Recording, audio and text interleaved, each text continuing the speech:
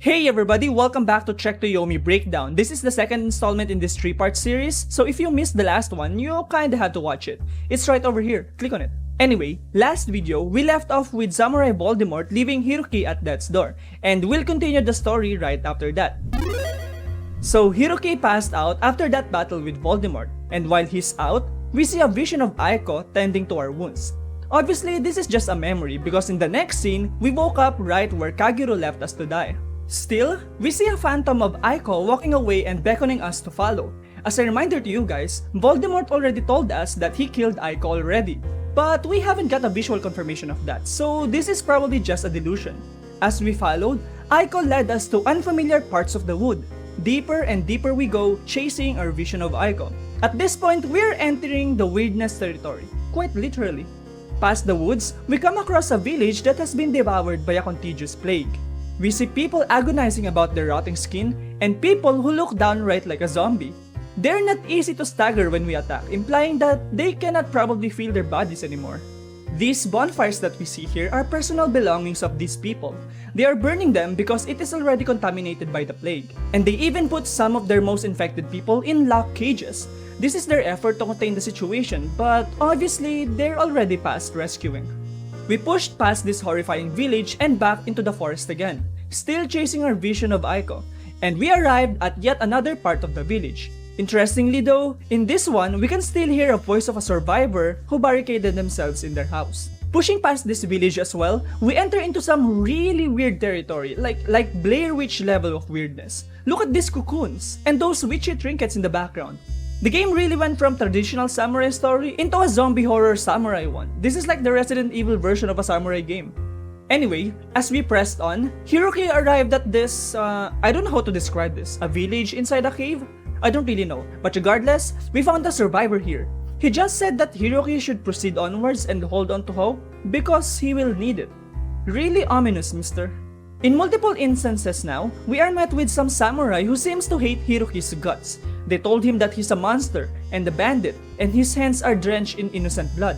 Which is interesting, because they seem to be describing Kagero and not Hiroki. But maybe something has happened in the past of Hiroki that we don't know yet. Maybe. Quick side note, we got a gun now. As we chase Aiko, we got hindered by this deep lake that we have to cross. Conveniently, there's a raft available here. So Hiroki used it to proceed onwards. And hot dang, look at that cinematography, wow! By the way, this is called a Tori Gate. It basically separates sacred grounds from the mundane world. Why is it in the middle of the lake? Because this segment of the story is not real. This is probably all inside Hiroki's head. Further proof that this is not real is this scene. Morimitsu. He's one of the people killed by Sadatame at the Kawamura Square.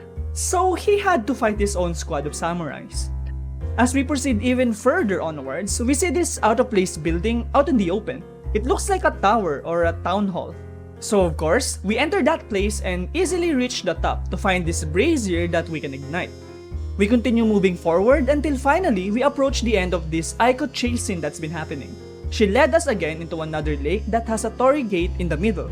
We can see her slowly sinking into this one though, until...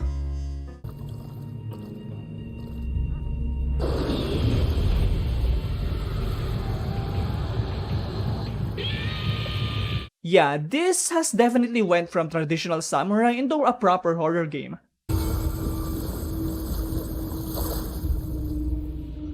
アイコ、拙者は何をしたのじゃ。どうか許しておくれ。ご自分を責めることなどございませぬ。あなた様は静寂をお持ちくださいました。私はそれまではおののくことしかできずにおりました。あの人殺しは今も生きております。カゲロウを止めなければさらなる命が奪われることでしょう。黄泉の深みがあなた様を呼んでおられます。そこで斧が道をお選びください。 And holy frick, what did I tell you in the first video? This game will be all about balance and making the right decisions. Ha! Called it! Unfortunately though, the choices right here doesn't affect the ending of the game. This is just for your own satisfaction.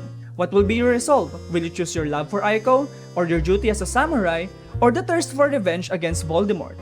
You know, I keep saying Voldemort, at this point I might forget his real name. It's Kageru. But anyway, as I've said earlier, any of these choices will lead to the same path.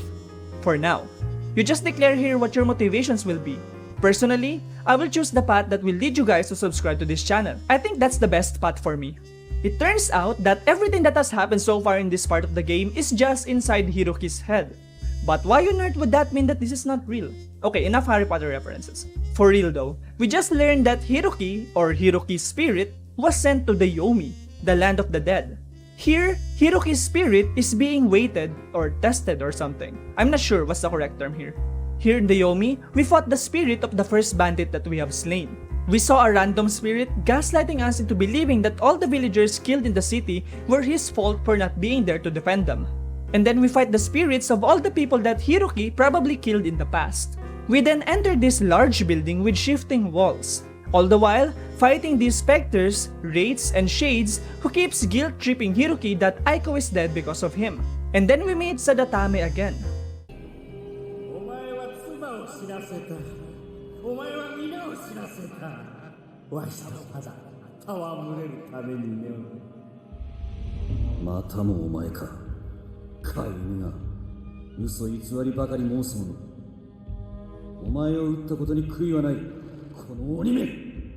I swear, these two could have a sick rap battle if they wanted to. Anyway, as Hiroki continued to trek the Yomi, we got another reference from Master Sanjuro's quote at the beginning of the game.